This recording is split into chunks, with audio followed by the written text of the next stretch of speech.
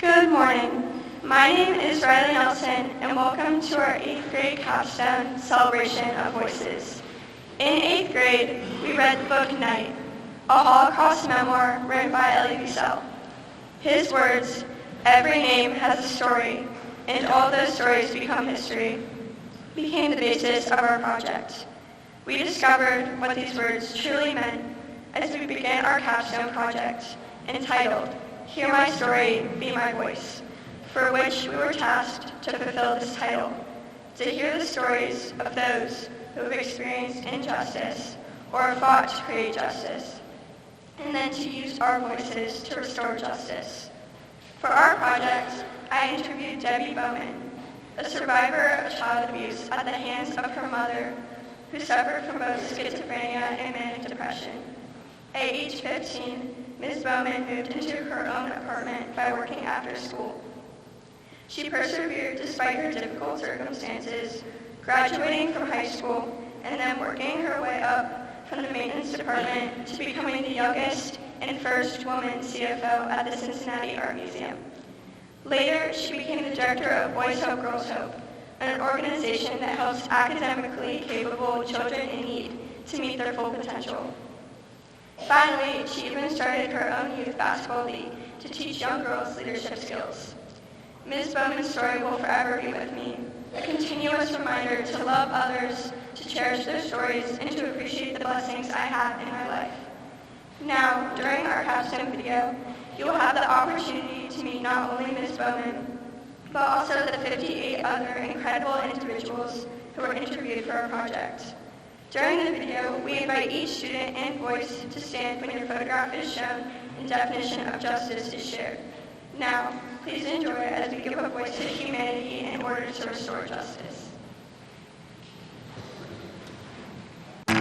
Trapped in a cage, trying to break away.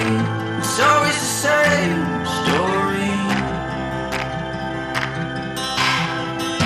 You wanna be loved, you wanna be strong enough.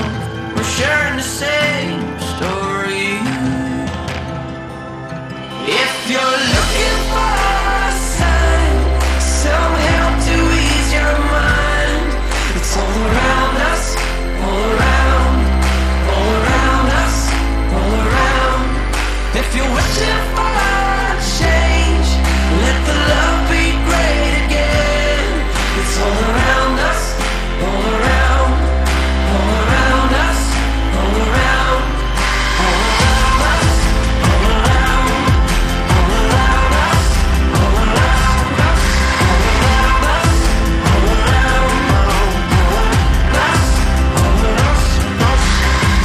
When you open your eyes, look at the world around. Isn't it worth your life? I see the way you wanna be. I feel like you and I believe we can write our own story. If you're looking for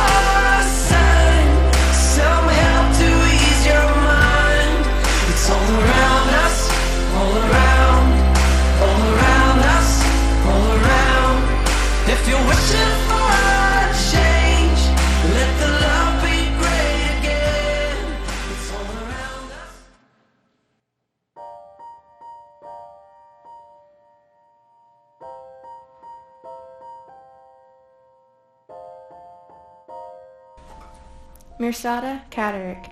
Justice is having the freedom to live, to be alive, and to do as you choose with your life without any judgment from anyone in society. Real justice is when we are not judging. Mirsada Katarik. Gilbert Habib-Jumana. Justice is teaching first and giving people second chances. Justice is preventing, going to the roots and thinking about how to prevent criminality and teaching people. Gilbert Habib-Jumana. Gordon Yoshikawa. Justice for the Japanese Americans was gotten through the Commission on Wartime, Internment, and Relocation of Civilians. People who were incarcerated had a chance to tell about their experiences. During this investigation into the effects of Executive Order 9066, they found that the government was not always truthful. This brought about the fact that justice could prevail. Gordon Yoshikawa. Irene Levin. As a Holocaust survivor, I believe there is no justice. It is important for survivors to share their stories because a lot of people do not believe it happened. Irene Levin. George Doring. Justice is an eye for an eye. I do not believe in jail. It does not reform anybody. Read the Bible and follow the words of God. Whether you call him Jesus Christ or God or Muhammad, it makes no difference because there is only one God. So follow the Bible. George Doring. Eric Lamont. Justice is when, as an individual, you are respected for who you are, and conversely, you take responsibility for the actions you have toward others. Justice is the ability to be held accountable for your actions in the same way as everyone else. Eric Lamont.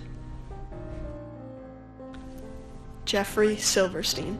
Justice is people being able to exist in the world without fear. Tzedek is the Hebrew word for justice, which is used twice in a verse in the Torah that says, Tzedek, Tzedek, Trirdof, meaning justice, justice, you shall pursue. Jeffrey Silverstein.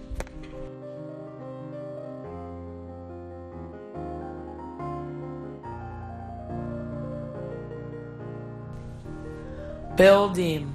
Justice is fairness. Our nation has a set of laws that we are to abide by, and it is our justice system's job to ensure that we do so. Bill Deem. Leslie Edwards. Justice is the Declaration of Independence and our rights as citizens of the United States. This declaration tells us what rights God has given us as men. We are all given the right to live by God as expressed in the Declaration of Independence. Leslie Edwards. Gail Price for Robert Glassmeyer. Justice is being tolerant, being fair, not judging others. Everything Robert Glassmeyer lived by and everything he did was just the way he treated people, the way he gave back to those less fortunate, the way he dedicated his life to service and to his country and to non-profit charitable organizations. That is justice. It is about dedicating your life to others. Robert Glassmeyer.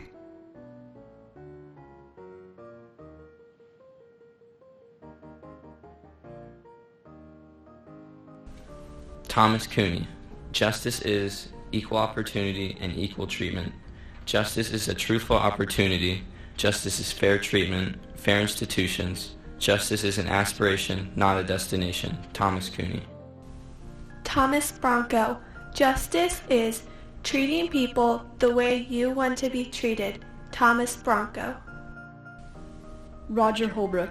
Justice is doing the right thing for all people at all times. Roger Holbrook. Jay Remley. Justice is fair treatment for everybody, equal treatment for everybody. Jay Remley. Brian Daniel. Justice is doing a crime and getting caught and paying a penalty. Status, religion, and race should be put aside, and those convicted should still get the same amount of time for the crime. Brian Daniel. Darren Booth. Justice is something that is very difficult to achieve. It is the search for an equilibrium of fairness. It is a constant struggle to work towards resetting the equal scales. Darren Booth. Albert Upchurch. Justice is the right outcome based on the known circumstances. If you have a set of laws or guiding principles, and based on your actions you consider those laws or principles, you come to the right decision. Albert Upchurch. Nick Belfiore. Justice is holding those who have committed wrongdoings accountable for their actions. Nick Belfiore.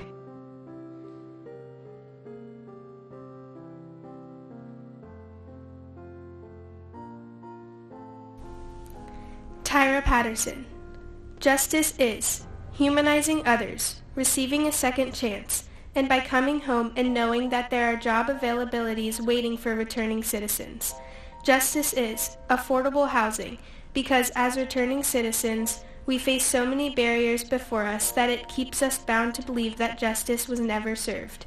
Justice is an 8th grader I have never met before sitting down with me for this interview. Tyra Patterson. Judge Ethna Cooper. Justice is everyone has the right to dignity and to be treated fairly under the law. Judge Ethna Cooper. Jack Scott. Justice is doing to your fellow man and woman as you would expect or hope they do for you. Treating them with dignity and respect. Justice is the golden rule. Jack Scott. Kevin Flynn. Justice is an absolute right versus an absolute wrong. The golden rule is the best way to live. Treat everyone else the way you want to be treated. Kevin Flynn. Welcome Whit Bowie. Justice is blind, and rightfully so, because justice needs to be fair, and it needs to be unbiased. Justice is a system that needs to give people an opportunity to stand up and tell people their part of the story. And if punishment should be handed out, it should be handed out fairly. But justice also gives people a chance for redemption, for forgiveness, and for work. Welcome Whit Bowie.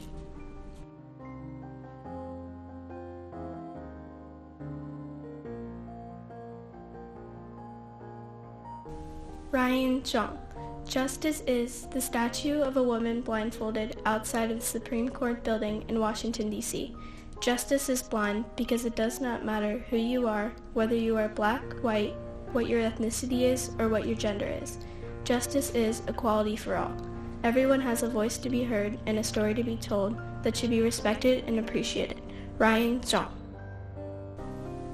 Patricia Casserly. Justice is people being treated fair and equal, people following laws. Justice is when they are finally starting to make some changes. Patricia Casserly. Jensen Wong. Justice is worshiping. Worshiping is equal to justice.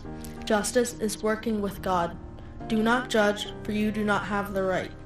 Only God has the right to judge. No matter what, worshiping God is justice. Jensen Wong.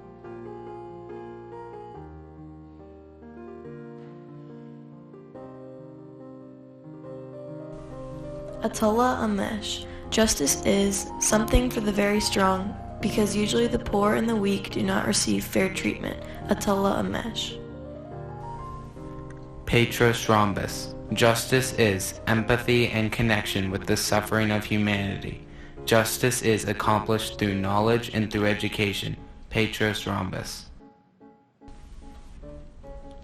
Wilhelm Gottenbusch. Justice is staying within the rules of the country, making sacrifices, and working hard to achieve your goals. You have a good chance if you follow the rules and if you adhere to the rules. You can be successful. Wilhelm Gottenbusch. Bonnie Pong. Justice is, from an immigrant perspective, when you meet someone, you should not look at the skin color or the person's background. Instead, you should really understand the person's personality and character. Bonnie Pong. Hanadi Saad. Justice is very good. Justice helps people who have maybe some issues or some problems. Justice is very good. Hanadi Saad. Omar El-Haji. Justice is fairness. Justice is playing by the book and you get rewarded. If you break the law, no matter who you are, even if you are rich, you face the consequences. Justice is the possibility for everyone to exercise their rights by following the Constitution of the United States. Omar El-Haji. Constantine Odwesha Mwesha, justice is, when you do something that gives me my right, you make justice for me. When you do something that is against my right, you make an injustice for me. Constantine Odwesha Mwesha. Jorge Merche. Justice is doing good for the world without hurting others. Justice needs to be spread not only to our friends, but to the people we don't know, and even to the people who are our enemies. Justice is also compassion and always doing what is right for all people. Jorge Merche. Yadav Subkota. Justice is treating everyone equally. You should be able to share with others what you have, even if some people misuse it. Justice is educational opportunity. Yadav Subkota. Abu Bakr Muhammad Kasule. Justice is being fair and treating everyone with fairness. Everyone has human rights and is deserving of fairness. Justice is being good and fair to humanity. Fairness is how I define justice. Baker Kasule. Nitsi Giamana Alex. Justice is people being given the same tools, but it is up to each of us to find out how to use them. Nitsi Giamana Alex.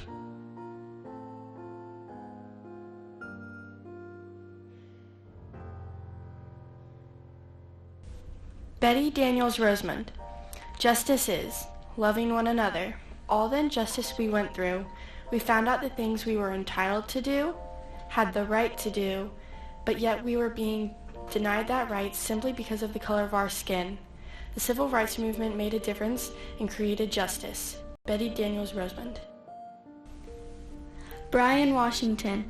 Justice is treating individuals equally based upon the content of their character instead of their ethnicity, nationality, race, and social status. We are all human beings and we were all born into the likeness and image of God. Brian Washington.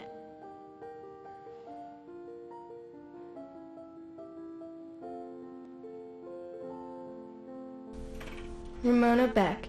Justice is the courage to care, the courage to listen and to be willing to grow, the courage to act to whatever degree you are able to do so, to care that every person is heard and supported, to be all they can be to serve humanity. Ramona Beck.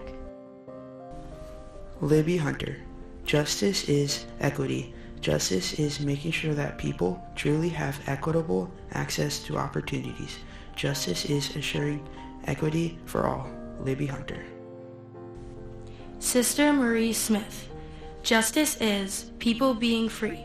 Justice is, as a community, we reach out to one another.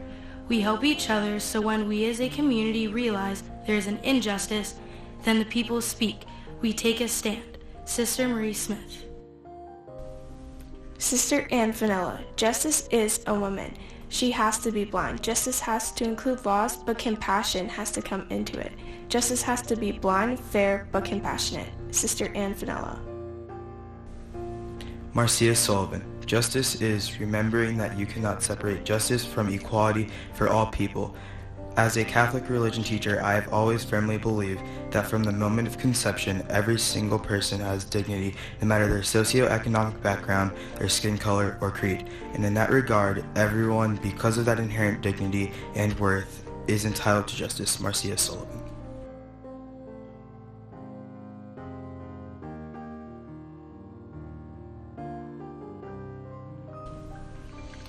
Chuck Seal. Justice is the protection of our rights and freedoms. Chuck Seal. Tracy Bayless. Justice is equity, equality, and being heard.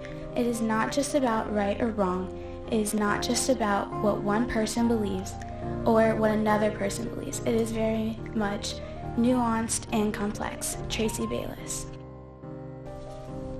James Buchanan. Justice is the equality of opportunity. Justice is fairness. When you see the statue of justice outside the courthouse, she is blindfolded because it should not matter if you are male or female, if you are rich or poor. It should not matter what your background is. It should not matter what your religion is. The system should be fair for everyone. James Buchanan. Kim Horning. Justice is the attempt to right the wrong, to live by the golden rule. Do upon others as you'd want them to do to you. The pursuit of making things right again from something that's gone wrong. Kim Horning. Amanda Bennett. Justice is restoring order to the world the way that God intended the world to be. Justice is fairness. Justice is getting what you deserve as a human being and not necessarily more, and not at the exploitation of someone else. Amanda Bennett. Maya Bird. Justice is treating people fairly and trying to make right whatever has wronged them. We should not ask people to stop crying, but we should ask them why they are crying. Maya Bird. Carlin Wade Richardson. Justice is fair and equal, but that is not necessarily the reality.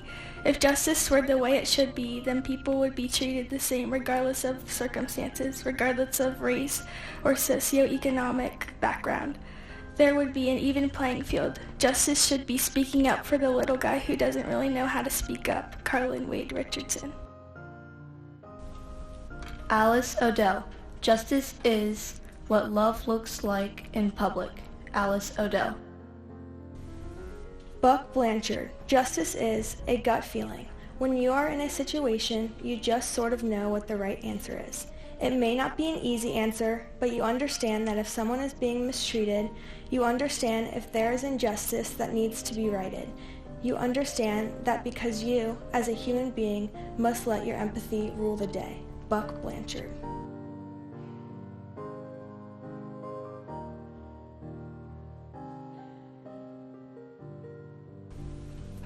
Desiree Hosley.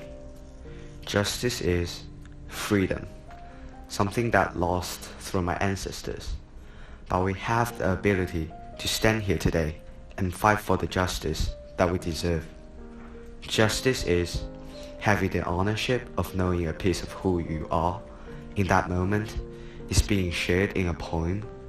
I'm a poet, so when it comes to my work, I feel that ownership of my own morals and values. Desiree Hosley. Nancy Miller. Justice is the understanding that people have different needs and that we support all those different needs. Justice is not judging from our point of view what somebody else needs. We must educate ourselves. We must talk with different people. Justice is taking away barriers and leveling the playing field for everyone. Nancy Miller. Cassie Wade. Justice is, since being equitable and fair, you have to build people up instead of tearing them down by being divisive. You must be respectful of another person. Being respectful is the beginning of justice. Cassie Wade. Brian Forshner. Justice is fairness and giving people the things that the laws of nature say they should have. It might be life, liberty, health, fair treatment, and equal opportunity. A wide variety of things all surrounding the fairness we see in nature. Nature mirrors justice. Brian Forshner. Chiara Passerini. Justice is meeting people where they are with the resources that they need without judgment and with absolute kindness. Chiara Passerini. Debbie Bowman. Justice is there for those that really cannot help themselves or do not have the resources to help themselves. For me, justice was the right I had to see a social worker. Debbie Bowman.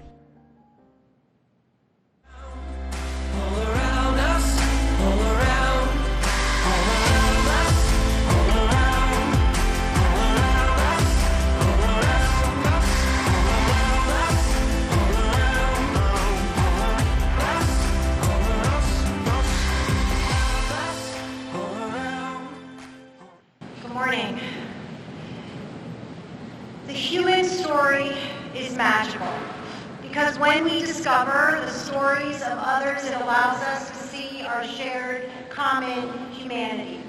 I use this idea of the magic of stories as the premise of our capstone project.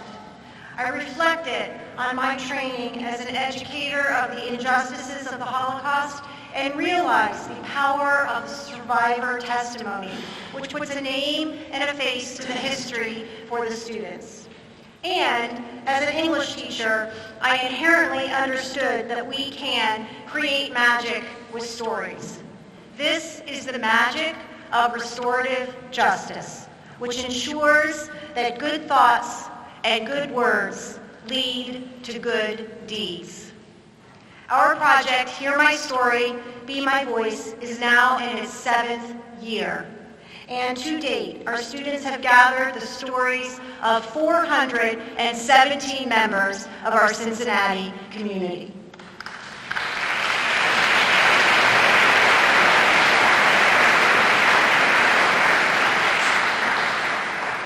Within this year's gathering of 59 stories, as we travel along the stepping stones of respect, empathy, inclusion on this pathway to justice, we shall discover a harmony of voices, singing about love, about action, about the beauteous diversity of life. This morning, as we celebrate the best of humanity, we have time to share just a few of these human stories.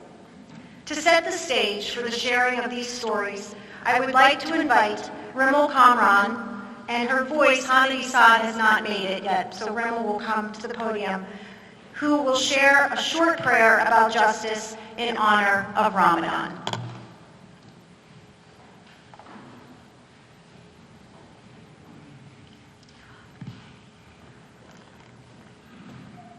أعوذ بالله من الشيطان الرجيم بسم الله الرحمن الرحيم والليل إذا يغشى والنهار إذا تجلى وما خلق الذكر والأنثى إن سعيكم لشتى فأما من أعطى واتقى وصدق بالحسنى فسنيسره لليسرى وأما من بخيل واستغنى وكذب بالحسنى فسنيسره للعسرى وما يغني عنه ماله إذا تردى إن علينا للهدى وإن لنا للآخرة والأولى وأنذرتكم نارا تلظى لا يصلحها إلا الأشقى الذي كذب وتولى وسيجنبها الأتقى الذي يؤتي ماله يتزكى وما لأحد إنه من نعمة تجزى إلا ابتغاء وجه ربه الأعلى ولسوف يرضى.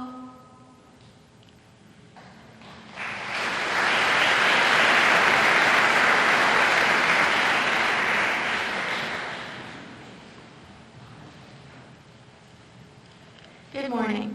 My name is Elena Fisher, and it is my pleasure to introduce to you my capstone voice, Miss Mirsada Kaderick. Miss Kaderick found a new home in America at the young age of 16 after she and her mom survived the genocide in Bosnia. Miss Kaderick has turned the injustice she experienced into justice by writing a memoir entitled I Am a Refugee, Finding Home Again in America, which tells her story. She also serves on the board of Refugee Connect and helps young refugee girls find a home again in America as she did. As a result of sitting down with Miss Kaderick, I learned the importance of acceptance. I have developed a deeper understanding of how we must accept everyone, despite our many differences, because we all have a human right to our own life and our own future. I now truly understand the deep impact our actions and words can have on others. And now, it is my privilege to present to you Ms. Mirsada Kaderick.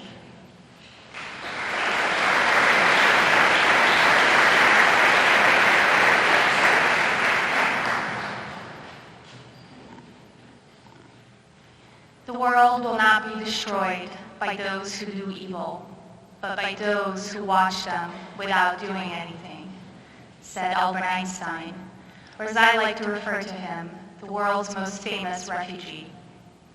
Just like Einstein, I came to this country as a war refugee.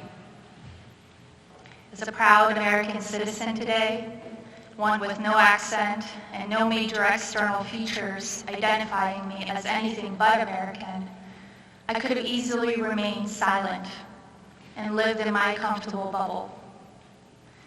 But I vividly remember sitting in my hotel room in London in December of 2015 during one of my work trips, and I was watching the news, and the presidential candidates at that time were discussing immigration.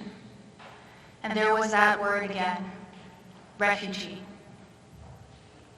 And the things that were being said, like we don't know who they are, they have no documentation, and we don't know what they're planning, were so cruel that it personally touched me. That same night, I started to express my feelings in writing, and I felt the urge to get involved on the topic of refugees. Since then, as Alana mentioned, I have joined a local nonprofit called Refugee Connect, where I currently serve as the board president, but more importantly, I mentor 2 teenage refugee girls. Last year, I also published my memoir, and I've shared my personal story with thousands of our local Greater Cincinnati community members in hopes to foster a constructive dialogue on the topic of immigration. I think all of us have heard the expression that history repeats itself because nobody listens. But I think it's so important to first share the information with the people so they can hear it. And that's exactly what we're doing here today, by hearing the stories.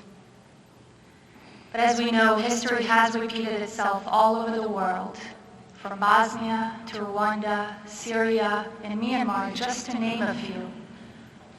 That's why it's so important to get the community involved and empowered so that we can prevent future human tragedies. And I hope that each and every one of you will be that voice outside of these walls. I think it's so easy for all of us to get overwhelmed by the enormity of the challenges that we face. But by dissecting the problem down to the community level, down to the individual interactions you have on a daily basis, by hearing the story and being the voice, I think we can rise up to the challenge that Albert Einstein once warned us of and ensure that our world is not destroyed because we sat back and watched, but that our community is one of inclusion, respect, and freedom, because that is what this country was originally built on and admired for around the world. Thank you.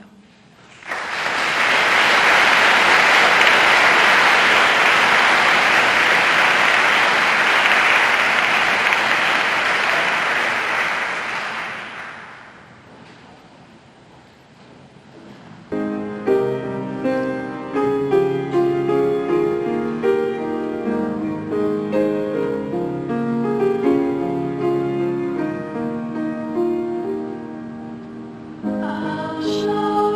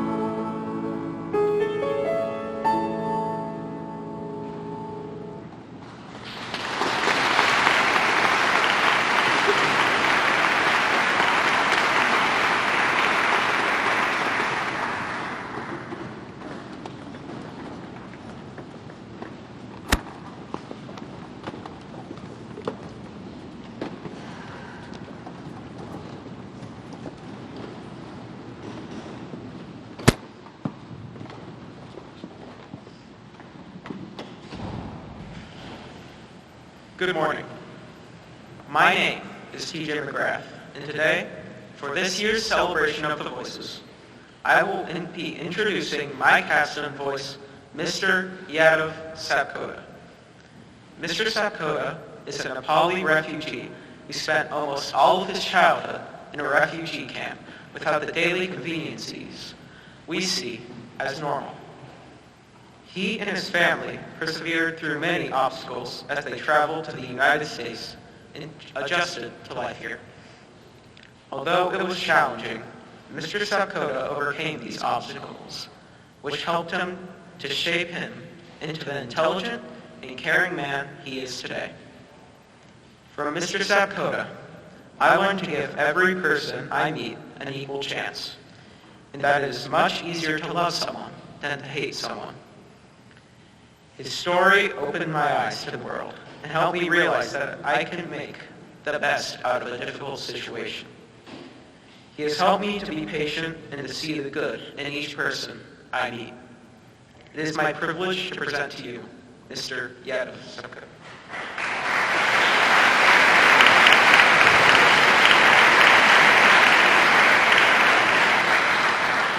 Well, thank you, TJ. You actually did a better job at telling my story than I would have. So thank you. Thank you, the Capstone Project organizer, for inviting me here and allowing me to share my story. It's amazing to see you all here. I'm sure a lot of you had work and things to do, but you guys are here to listen to our story, to celebrate refugees and immigrants and people who have struggled through their lives. So thank you all for coming here. I believe justice dies when people like you and I don't care about issues because they don't matter to us. There are so many issues that are out there that are important. It matters to other people, but it may not always matter. So it's important for all of us to take a moment, take an hour of your week to speak for someone who doesn't have a voice. I actually became a citizen of the United States of America last week. So, thank you.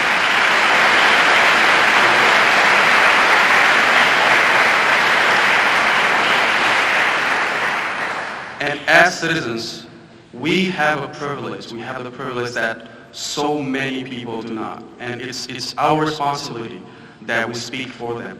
We speak for people who do not have the voice that we have. And I think as a former refugee, I can tell you that this is what refugee kid looks like. This is what refugees look like in this. We hear news, we see people on television, we have stereotypes of refugees and immigrants. No, this is us.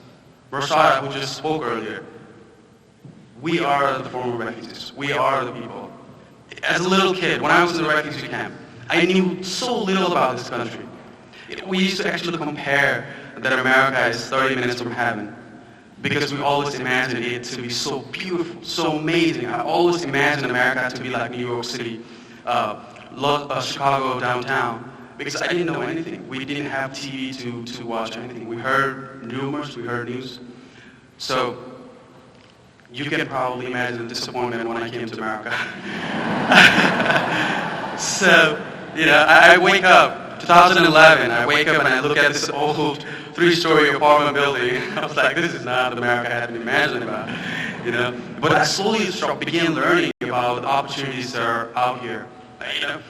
As a refugee kid, I didn't know politics. I didn't know anything. All I knew was when I go to America, I'll have a TV in my apartment, in my house. We'll have a flat screen TV. We'll have a computer. That's all we really cared about. Little things, small things. So for America to allow us to come to this country, allowing us to have that second chance, allowing us to live equally like all of us, it's important. Just because someone was born on the other side of the border does not mean they don't deserve happiness like we do. We all really deserve the happiness. We all deserve a second chance in life. I did not do anything to be a refugee. I was born in a refugee camp. It wasn't my fault. It wasn't my action. It was nothing I did. I was born that way. But here I am today. I run a nonprofit. We help refugees like myself, Refugee Connect. They help refugee kids, refugee youth That's what we're supposed to do. That's what justice is. That's what humanity is. We have resources. We have enough place for refugees to come here and live. We don't care about anything. All we care about is to have a family, live a normal life, enjoy summer, winter, enjoy the snow for the first time, ride a car for the first time. I did not ride a car. I never rode in a car until I came to this country. It was an amazing feeling as the van is moving towards the apartment. I see things moving away from me. It was so amazing. I wore shoes for the first time when I came to this country. Imagine, it was amazing. That's really what we want. Refugees, immigrants, a second chance in life. So care about things even if it doesn't matter to you. Call your senators, call your representatives. Let them know that we need to bring refugees to this country because they diversify.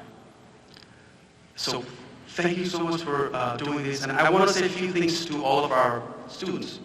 Because as a refugee, there were things I went through. And I want to make a few suggestions to all the students. 3 things, actually. Learn to make mistakes. Be unique and be kind. When I say learn to make mistakes, as a refugee, I could not speak in front of a class. I was never able to speak because I wasn't confident at all. But I began making mistakes. I began forcing myself to talk. I began forcing myself to do new things. And I made mistakes. I made a fool of myself. But that also helped me gain confidence. So make mistakes. It's really okay. It doesn't matter whether people laugh at you or not. It really doesn't matter. There were people who laughed at me when I was in high school. But that doesn't matter now. Because here I am speaking in front of you. And I'm proud of who I am. So make mistakes. That's okay. Be unique. Have your own identity. You don't have to always fit into the crowd. You don't have to always look like everyone to be happy. You can be your own. You can create your own identity and just be fine with it. And be kind to everyone. You may see kids who are different from you. And that may be because they have a different story. Maybe they had a bad day at home. Maybe they didn't have food to eat this morning. So go out to someone, speak to them. Just ask how their day is. It doesn't take a lot to be kind to one another. Hatred requires a lot of energy. It requires a constant reminder that I hate this person. But loving someone, it just comes. You don't wake up every morning and remind yourself that you love your parents. It just so happened. That's love. It's really easy. So love one another and fight for those who do not have the voice that we have, the privilege that we have. Because at the end of the day, we all deserve to be happy. We have one life, and I think we deserve to be happy, and that we should treat everyone with fairness. So thank you for inviting me. I'm so happy that I'm here. Thank you very much.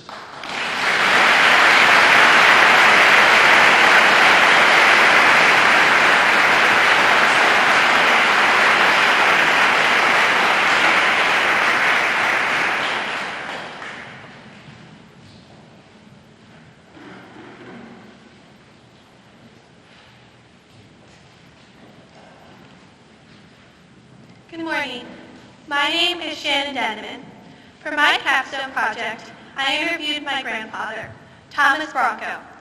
My grandfather, who was raised in the Parmerdale Orphanage, was drafted at the age of 18 to be an infantry medic in the war in Vietnam, where he earned a Silver Star, 2 Bronze Stars, and a Purple Heart by putting others first. In combat, he learned that soldiers need to watch each other's back in order to survive, which is a lesson that is also important to remember in our daily life. Good morning. My name is Colin Daniel, and for my capstone project, I interviewed my uncle, Brian Daniel. My uncle is a veteran who served in the peacekeeping troops in Bosnia during the war. He served during the winter and had sympathy for the Bosnian children who suffered in the cold.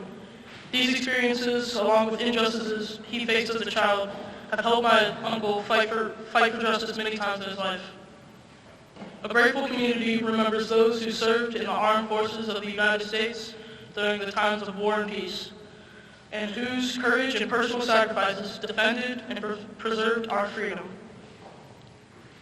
So, to honor these sacrifices and to honor their willingness to answer the call and work for peace and justice, we would like to invite all veterans and those currently serving in the military to stand so that we may applaud you for your service to our country.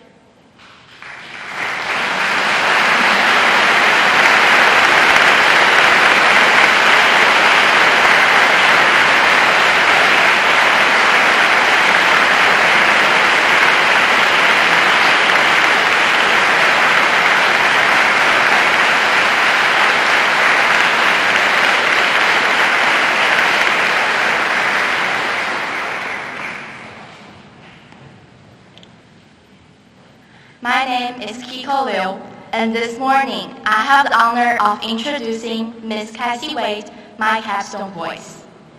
Ms. Wade began the Learning Through Art program, which supports arts integrated education and builds community which empowers people. Ms. Cassie Wade is also a jazz performer. From Ms. Wade, I learned that I need to be open-minded. She helped me to learn to be optimistic like her, which can be hard for me, but I will work to have an open heart because the world is my neighborhood. And now, I would like to invite Ms. Cassie Wade to the podium to sing Brown Baby by Oscar Brown Jr.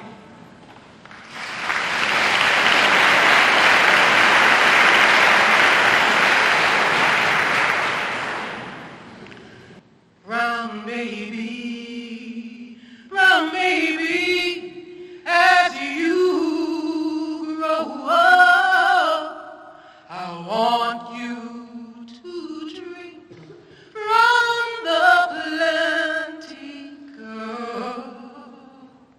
I want you to stand up tall and proud.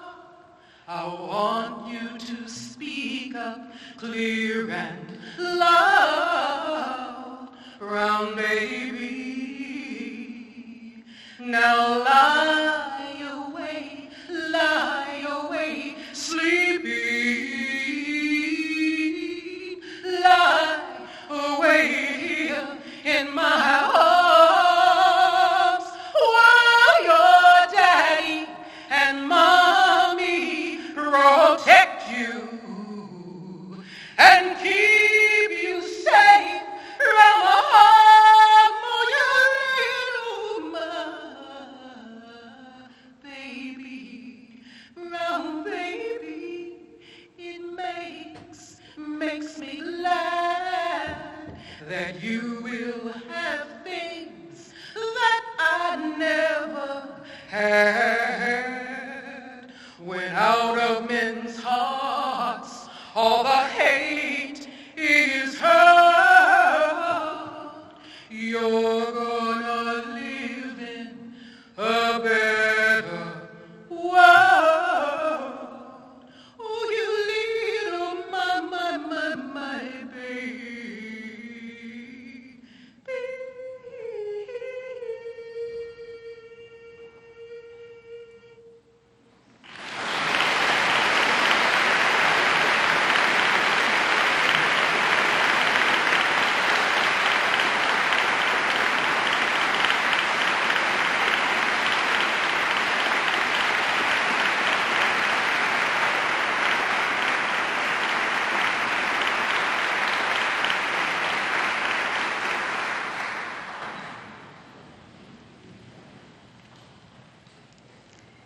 Good morning. My name is Gwen Hellman, and I am honored to introduce my capstone voice, Tyra Patterson. When I think of Tyra, I immediately think of the warm, joyous smile of a beautiful soul that forgives and perseveres through the deepest adversities. Miss Patterson, born and raised in Dayton, Ohio, was wrongly convicted of murder and was sentenced to 43 years of prison at the age of 19. During her incarceration, Tyra shifted the paradigm of prison and courageously took every opportunity she was given to learn and grow. She learned to read and write, she earned her GED, and she became a certified paralegal, all while in prison. Attorney David Singleton of the Ohio Justice and Policy Center learned of her case and worked to fight against the unjust penalty Tyra faced. After 23 years of incarceration, she was freed on Christmas Day a year and a half ago. Meeting Tyra and understanding her story has been a transformational experience for me. I learned to see things through a different lens and to recognize the dignity within every human being, especially those who are marginalized and have no voice. From Tyra, I also learned the importance of gratitude, the infectious nature of joy, and the power of a simple smile. Today, May 20th, is Tyra's birthday. And as she comes to the podium to share a few words with us, would you please join with me in singing happy birthday to her?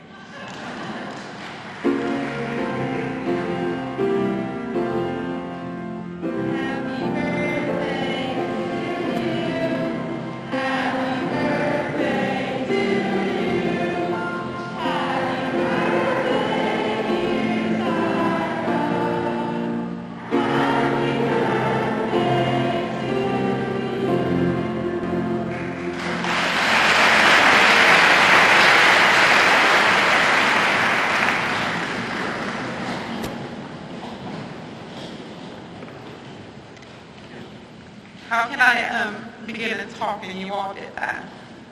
Thank you for that gift.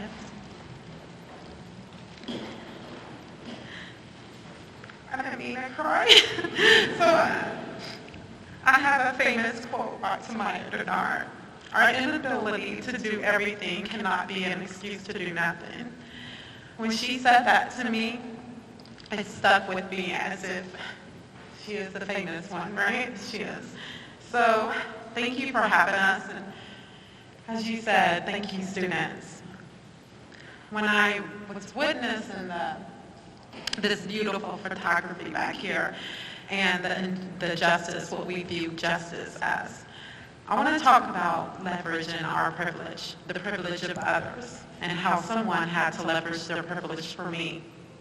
I was incarcerated more than half of my life, and before I went to prison, I was an elementary dropout, and I never mattered, and I never had a voice.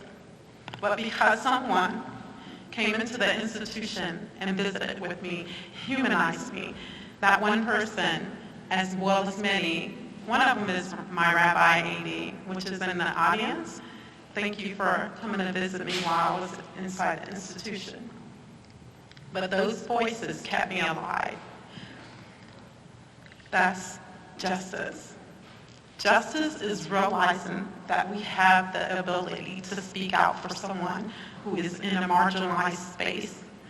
We have marginalized communities around Cincinnati or wherever you're from, to meet a stranger, to walk up to someone who's homeless and struggling and feeding them. That's justice. For an 8th grader to ask me to be in this space, I feel honored. Today, I have the privilege. When I walked out of on Christmas Day, I now work in a law firm, and we have what you call the Innocence Project. They helped as well. But I work for Ohio Justice and Policy Center. We do something quite different and something that people don't admire. We actually represent those who have made mistakes, and I'm proud to say that I do that.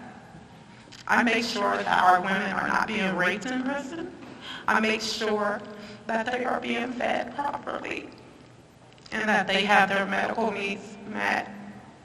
A lot of people don't like what we do because we take a red apple that's been bitten out of and we shine it up. That's humanity. And I wouldn't change my job for anything in the world. I ask that you all know that we are human. When we come home, we face barriers. So many. We have over 900 barriers to live here. And we're not talking about the barriers before we came home. We're institutionalized, most of us. And it's hard.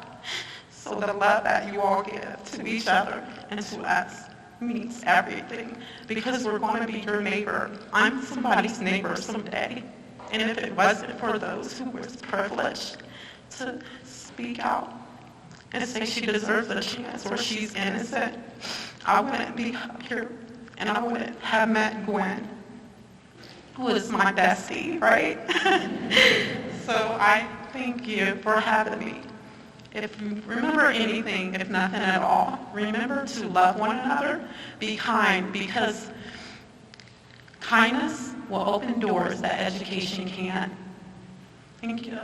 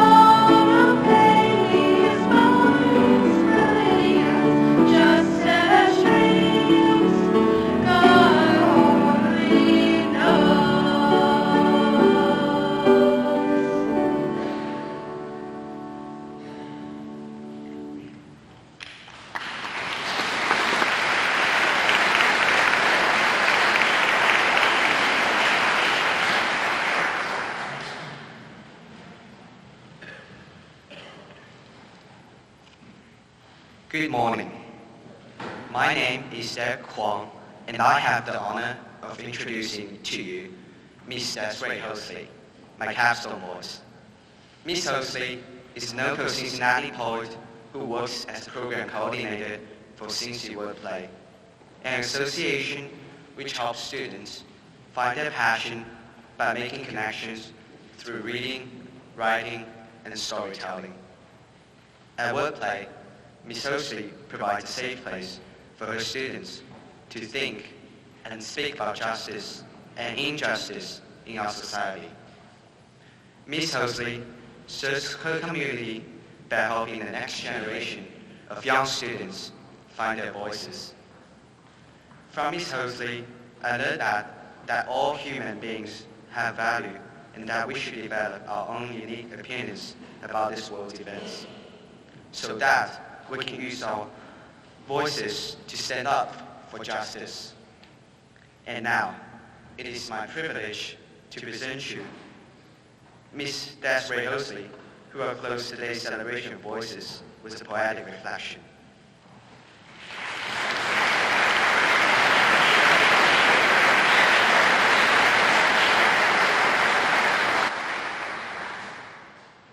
Can I just start off by saying y'all so dope?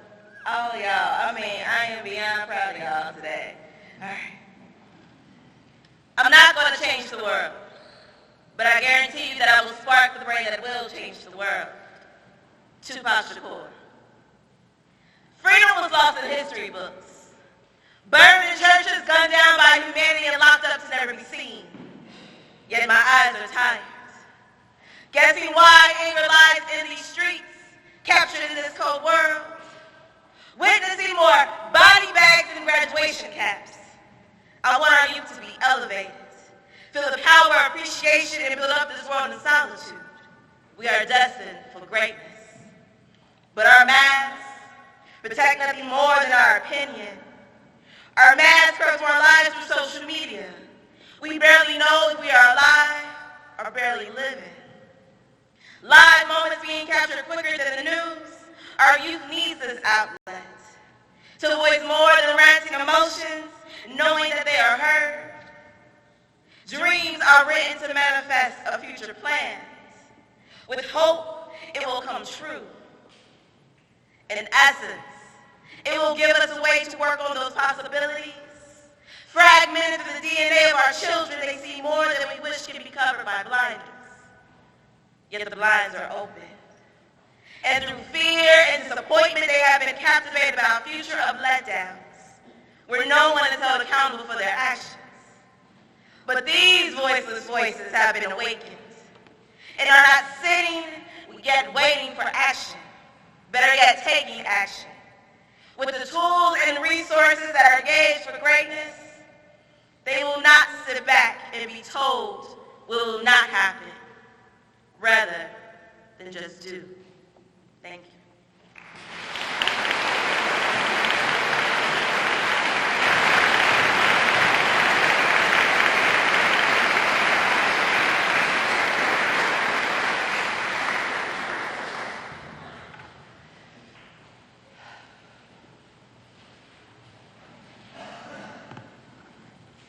Former President Barack Obama said during his eulogy for Charleston pastor Reverend Clementa Pinckney that justice grows out of recognition of ourselves in each other, that my liberty depends on your being free too, that history cannot be a sword to justify injustice or shield against progress. History must be a manual for how to avoid repeating the mistakes of the past, how to break the cycle. It is a roadway toward a better world. The path of grace involves an open mind, but most importantly, an open heart. A project which has as its goal the creation of a roadway to a better world by giving a voice to humanity as a form of restorative justice is only possible because of the open minds and open hearts of many incredible people. So thank you for your patience, as it is important to me to acknowledge those who have supported this project and contributed to its success. I shall forever be grateful to Werner Koppel, whose story was the first story in Volume 1 of Hear My Story, Be My Voice. When I first heard this Holocaust survival story over 14 years ago, it was an unforgettable moment that set my teaching on a new path, to promote justice through the emphasis on the human story. He passed away several years ago, and I miss him daily. We are fortunate to have with us today his son, Steve. Both Werner and Steve have taught me what it means to love and be loved. Steve, will you come forward, please?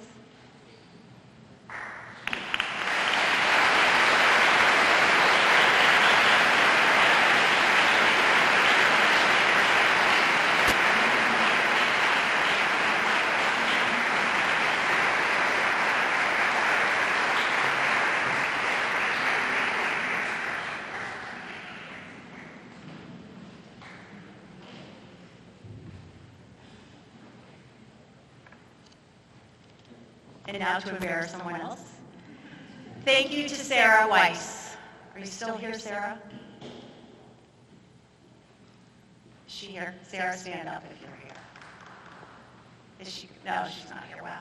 And her staff at the Holocaust and Humanities Center, who continue to support this project and inspire my efforts to include humanity education in my curriculum. This year's book is dedicated to the Holocaust and Humanities Center, as this has been a pivotal year for them with their move to Cincinnati's Union Terminal.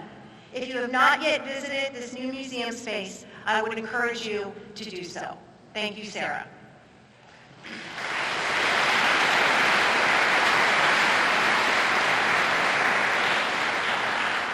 Thank you to Teresa Merrill, who prepared our chorus to sing what has become for me a song which directly connects me to Werner Koppel. Thank you to Greg Williams, who helped prepare the students to sing our justice song, Embracing Hope and Humanity, and who figured out all the sound ports in the chapel. Thank you, Greg. With us today is Meg Sharp, Mission and Integration Director for the Sisters of Notre Dame. Meg?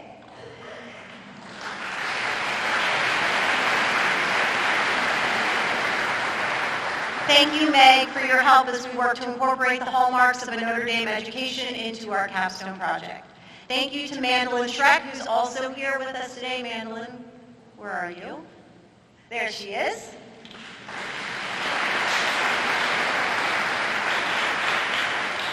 Mandolin is our layout designer who put in many late nights and put up with many frantic texts from me, thank you, Mandolin, to package the stories of our voices so beautifully and creatively in our published book. Thank you, Mandolin. Thank you to Chuck Seal, a veteran English teacher whose critical proofreading eye helped to ensure that the stories were told with precision and correctness. Also, thank you, Chuck, for participating as a voice this year by sharing your story with Trey and connecting me with so many of our voices who share their stories with our students. Thank you. Thank you to Mike Johnson, Summit Country Day Middle School Director, who your ever-present guidance and unfailing support have sustained this project for 7 years, allowing our students to create right relationships with now 417 members of our Cincinnati community. Mr. Rich Wilson, Summit Country Day Head of School, thank you for exemplifying what it means to be a leader of character. Thank you to the entire middle school faculty and staff, grades 5 through 8, who help prepare our students to understand courage, perseverance, accountability, giving them the foundation to fight for justice. Thank you to Summit Technology, Communications, Admissions, Maintenance, and Food Services departments, all of whom share their talents to support this project. Thank you to Samantha England. There she is. 8th grade art teacher. The photography, which you saw in the video and which you will see in the book, were produced in her art classes. Thank you for the many hours you took to create that video. Thank you to all the parents who volunteered to help set up for the luncheon. On a personal note, thank you to those of you who have loved and supported me in my efforts to bring this project to fruition year after year. You have been there through the joys, the sorrows, the tears, and the triumphs. You know who you are. With every fiber of my being, I say thank you. And finally, When Mr. Johnson and I conceptualized this project 7 years ago, our goal was to make this a school, home, and community project. And thus, to that end, I would like to thank the parents of our 8th grade students. Yet again this year, you have helped me to clearly understand how fortunate I am to teach at a school with such incredibly supportive parents as you trusted me to take your children on this pathway to justice. Thank you for the gift of teaching your children.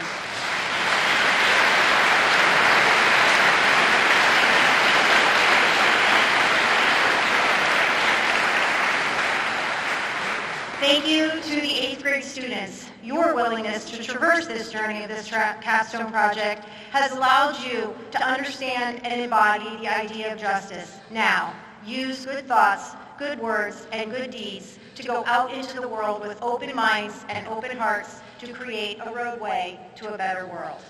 And finally, and most importantly, I would like to thank our 59 voices. You graciously agreed to share your stories with our students, allowing them to understand how to embody justice. Our students have written your stories within the pages of our capstone book, Hear My Story, Be My Voice, which you will receive shortly during our luncheon. Your inspirational stories have helped us to understand that good thoughts and good words will inspire good deeds as we all work to create a roadway to a better world. Thank you for being with us here today as we celebrate the best of humanity.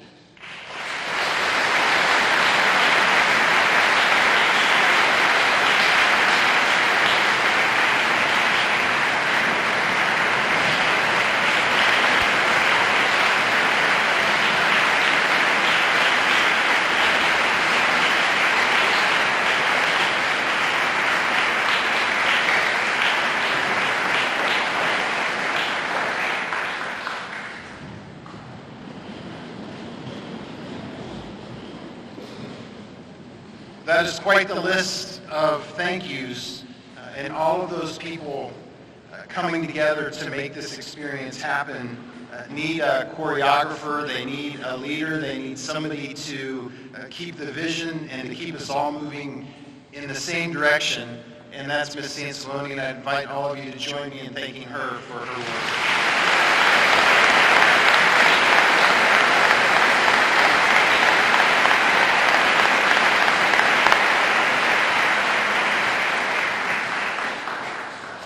This is the final capstone experience of our middle school students' time in the middle school. However, it is not their first capstone experience. Our students, to put this in some context for all of you, have participated in 3 other capstone experiences. In 5th grade, they researched the character trait of courage, and they went to the continents of the globe, and they learned about courageous people from around the world. And they assumed the persona of one of those courageous people as they dressed up, and they created their wax museum of courage, where people came through and they learned about the courageous people that they were representing. And then in 6th grade, they had the opportunity to participate in our personal perseverance project, where they took on projects, things that they wanted to learn, things that they wanted to do, new experiences they wanted to have. And they learned how to cook, and they learned how to play musical instruments, and they learned how to fail, and how to stand back up, and how to persevere, and how to get through that. And then they reported that, oftentimes acknowledging their failures and their struggles along the way. In 7th grade, they learned about the character trait of accountability as they did a deep dive into differences that they experience in their world, whether that's people with physical differences, people who are blind, people who are deaf, people who have differences that they don't encounter on a daily basis. And then they took that knowledge and they went into our lower school and they taught our 1st, 2nd, 3rd, 4th graders about empathy and about understanding and about what it's like to be somebody who has a difference and how indeed we all have differences. So, in light of all of that and this work that they've done this year in justice, I would like to invite all of the middle school faculty to stand and for all of you to join me in thanking them for all of the work they've done in character education.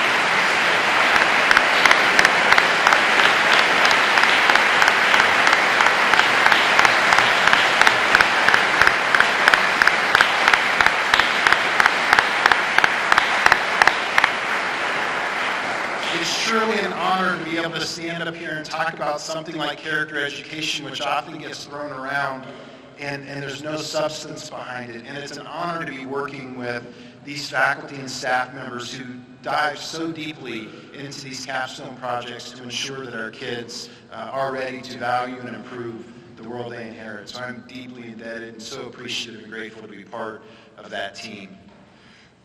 But it's time for lunch. So what we're going to be doing is exiting out the back of the chapel.